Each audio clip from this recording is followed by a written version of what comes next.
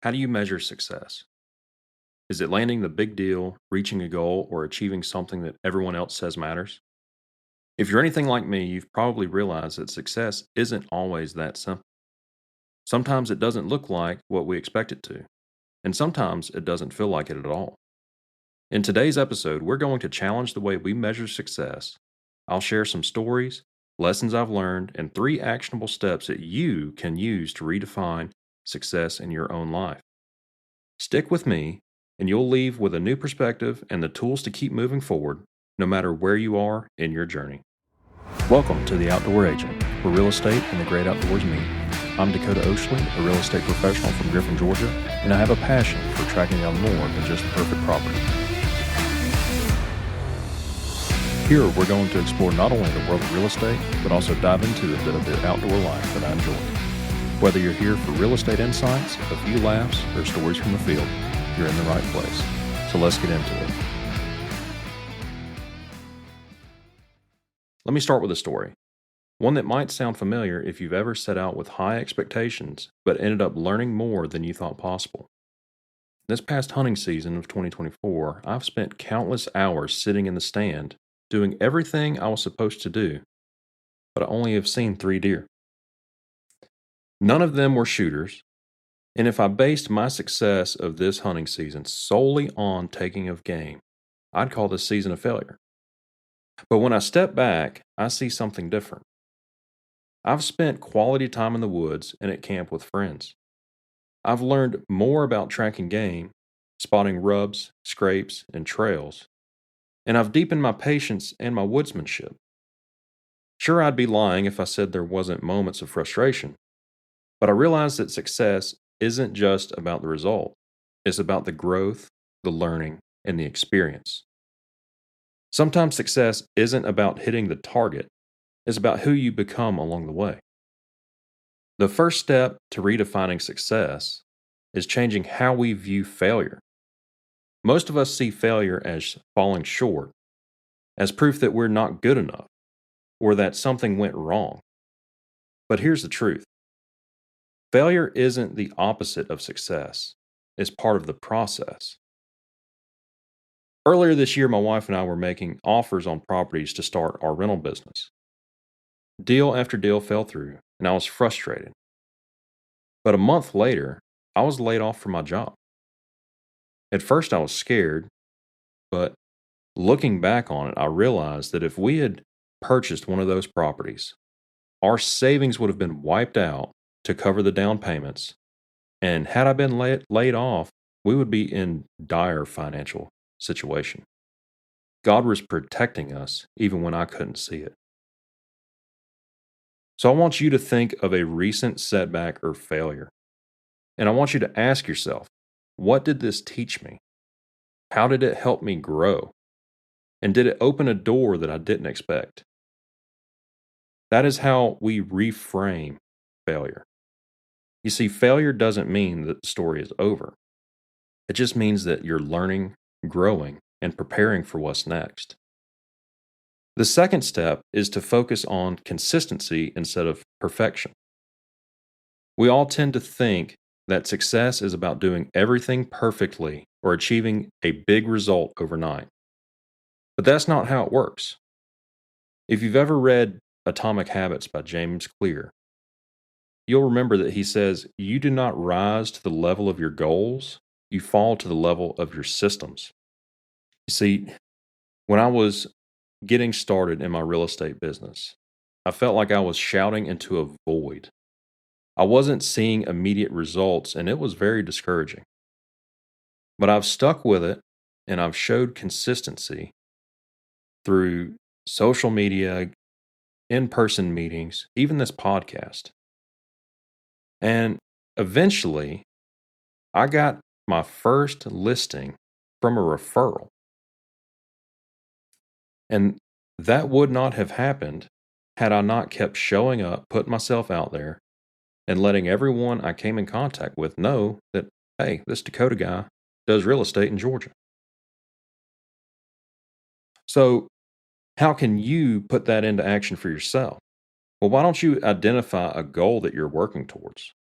and break it into small and consistent actions that you can take daily or weekly that will eventually lead to you achieving that goal. And commit to yourself to show up and act towards those small steps, even when it feels like nothing is happening. Small and consistent steps will take you further than waiting for the perfect moment to act. The third step, and one that makes the biggest difference in my life, is aligning success with your values. And for me, that's just trusting God's timing. You see, before I was laid off from my day job, real estate was just a side gig. It was a way for us to make some extra money to accelerate our rental investing. And at my day job, I'd spent 10 months commuting back and forth to the office and didn't have much going on. I talked about this on the first episode if you go back and listen to it. And I was frustrated and tired. And I just kept having to pray and ask God to show me whether I needed to stay or move on.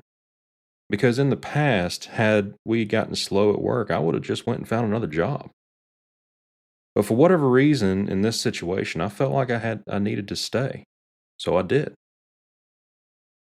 And in December of 2023, while reading Rich Dad Poor Dad at work, I put down that book and made the decision to go on and pursue getting my Georgia real estate license. And by March, I had that. And I stayed at my day job, even though I wanted to quit and we didn't have much going on. And eventually got laid off in August. But you want to know what's crazy? Is the Monday before I got laid off, the referral for that first listing came. God was making a way even when I couldn't see it. So here's a step I want you to take. Write down your core values, the things that matter most to you, and ask yourself, are my daily actions aligned with those values? Reflect on where you might need to trust the process, even when you can't see the results. When success aligns with your values and faith, it feels richer and more meaningful than anything the world can measure. So let's bring it all together. Success isn't just about hitting goals, landing deals, or seeing immediate results. It's about how you grow, what you learn, and whether you're living in alignment with your values. Here are the 3 takeaways for today. The first, reframe how you see failure. Look for the lessons and growth in those opportunities. 2, focus on consistency over perfection. Those small steps build to success. Don't get stuck in the analysis paralysis of waiting for the perfect time to start something or when you think you're ready. Because to be honest, I have started so many things this year that I didn't really think I was ready for, this podcast included. But surrounding myself with like-minded people that are striving to better themselves are rising me up as well. And 3, align your actions with your values and faith. And that's where true fulfillment is found. So let me ask you a question. What would success look like for you if outcomes didn't matter as much as your growth? I want you to take time to think about that this week. So guys, let me just have a moment of reflection with you. 2024 has been pretty wild, from starting a business to an involuntary change in careers, to meeting some amazing people that had I not been laid off, I probably never would have met. I touched on the fact that the Monday before I got laid off on a Wednesday, that referral came in for one of my first listings. And that Thursday was actually a real estate meetup that was getting started. And as it turns out, it was the first meeting held.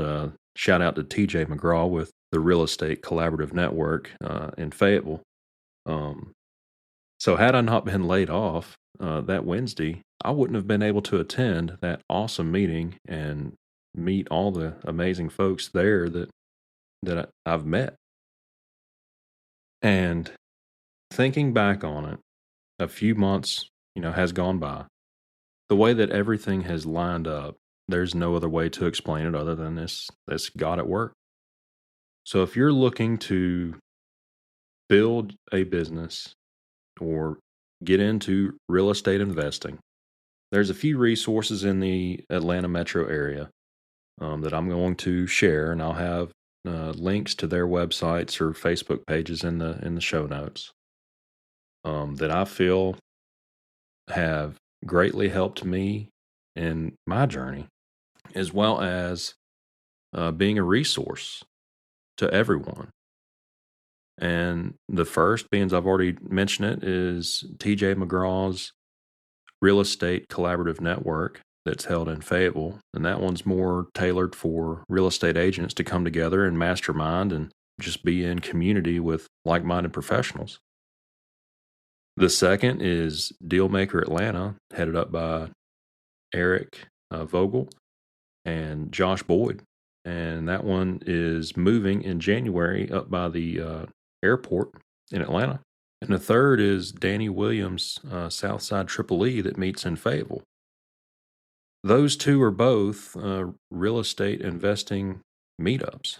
So if you're interested in getting involved with real estate investing in the Atlanta area, I encourage you to come join us. I have no official affiliation with any of these groups other than I attend. So I would love to meet you at any of these events, shake your hand, and we can uh, tell some stories and try to grow together. And most of all, I'd like to hear from you. I'd like to have everyone share one takeaway from today's episode or how you're redefining success in your life. You can send me a message on Instagram or Facebook at Dakota Sells GA Property. And if this episode resonated with you, leave a review and share it with someone who needs to hear it. And as always, whether you're tracking trophy game, scouting for your dream home, or searching for your next real estate investment, remember, every hunt has a story. I'm Dakota Oshley, the outdoor agent, and we'll see you next time.